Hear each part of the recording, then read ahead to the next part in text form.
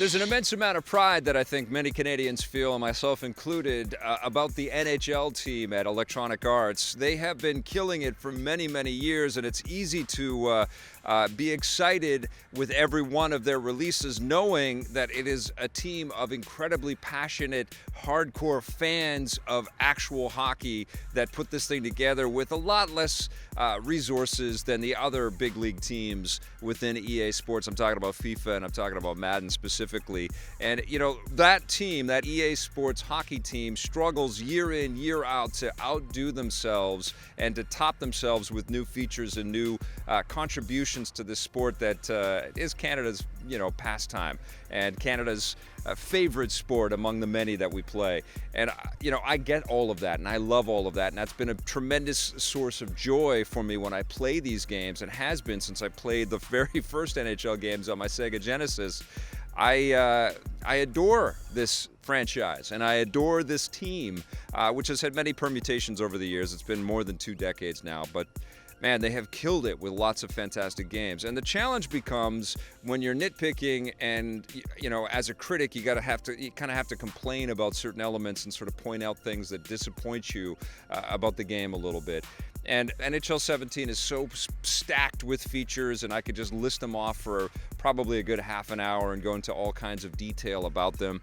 Of course, Hockey Ultimate Team is expanded with the draft champions, so now you can do this sort of quick sort of fantasy hockey experience and get all of this animated card unpacking and start slapping these collectibles into your sort of gameplay experience. It's amazing at how many levels this game kind of entertains you, and how often opening a card pack becomes a thrill when you're playing a hockey video game. It's crazy. I mean, where we have come with sports video games in the last 20 years is it's unimaginable. It's so incredible to me. But NHL 17, yes, it's packed to the rafters. We can play the World Cup of Hockey, which just happened in Toronto. Of course, you've got all the players, all the leagues, lots of expansion stuff. You've got a practice mode so you can get onto your drills. You can do one against the goalie type of maneuvers there and really get a sense of the offensive and defensive kind of intricacies of the game. I love being able to play the EA Sports Hockey League, the EAHL, I think it's called, where you can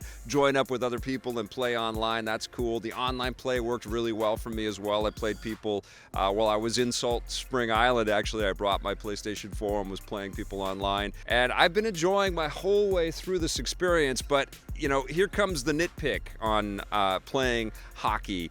I am not a person that has the time to sit and watch every game and follow every single detail that's happening in the actual NHL league. And I'm also not the person that has the time, because I review so many games in the year, that I can just keep playing season after season of any of these sports games. I go back to them sporadically throughout the year. And of course, all of these sports games are meant to be enjoyed over months and months and months. So we always, I think every game reviewer out there always looks at these sports games as a tremendous undertaking to review and encapsulate, because it's really the story about how you feel about these games is really in the months that you go back to them and the ways that you play with your friends through these experiences. And I, of course, have had a taste of that, but not the full buffet of that with this particular product.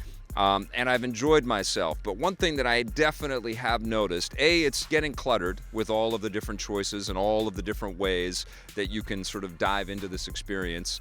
I mean, the front end menu screen looks like some crazy website with lots of little dongles and widgets and things that you can touch on, and it feels like little pop-up ads. And so it's not ads, but it just feels cluttered and crowded, and there's just so much information coming at you. It's going to be fine for the lifers, the people that buy this thing every single year, and certainly that's the main crowd that EA goes after. But I think for a lot of gamers that just want to jump in and re-experience a little bit of that NHL sort of dream, that NHL 94 kind of idea, which they still reference in the control schematics in this game, it's a little intimidating. It's a little overwhelming. There's just so many different ways to play this game. That's the curse of, packing all of the extra value. And certainly, they've moved far beyond all of the griping and complaining that NHL 15 brought on because it was a new next-gen product and it didn't have all of the features that gamers wanted. All of that stuff has been thrown into this game and more, to the point where it's a little overwhelming and it's a little too technical. And that's my main sort of complaint with the game, is that as we're moving closer and closer to almost having like a danger room / holodeck experience of playing hockey, the technical aspects and the intricacies, the complexity of actually playing the real life game is starting to become present and prevalent in the interactive experience. And I found myself enjoying my bursts of fluidity and my bursts of gracefulness and definitely my earned goals, which feel like you fight for your life to get the goals in this game. But I think still, and I think I probably said this in previous NHL reviews, there's still room to dial it back, and not just by difficulty level, because it's amazing. I'd play at pro and get my ass handed to me. I'd play at semi-pro and I'd be able to slaughter the AI opponent, and I'd play at rookie and I would just crush him, and I wouldn't even dare go past pro because pro was, me screaming at my television and my dexterity with my fingers. None of these complaints, though, diminish how much I love this game and how much I respect how much work has been put into this game. I mean, it's an addictive, fun experience, rife with challenge and maybe some complexity that will piss you off a little bit. I'm not ashamed to say that I was yelling at the television, but goddamn, this is a beautiful game, and they, that team is the exact right team to handle the NHL franchise and to keep trying to iterate in some fantastic ways like this. I absolutely love NHL 17. It's maybe not as groundbreaking and revolutionary. I think, the change and the improvements that happened between 15 and 16 were much more dramatic. And I don't think that it's exactly the same level of drama going from 16 to 17, but it's hard to deny this is a fantastic game. It gets an 8.5 from me.